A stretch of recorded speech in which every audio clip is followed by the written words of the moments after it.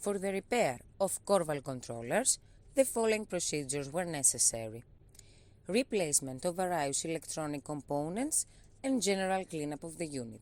For testing, we use 150-volt AC power supply, a potentiometer as input signal, and a multimeter to measure the milliamp output. By manipulating the potentiometer, the unit response and output is 4 to 20 milliamp according to the set point and the process variable.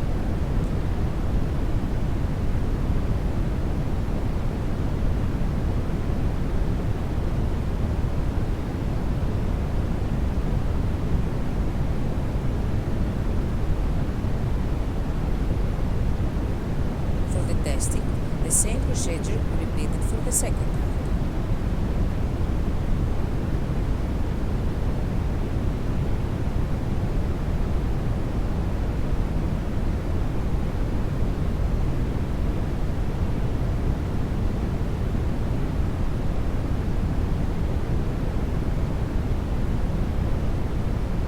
It is now clear that both of the Korval controllers are working successfully and they are ready to be delivered to the customer.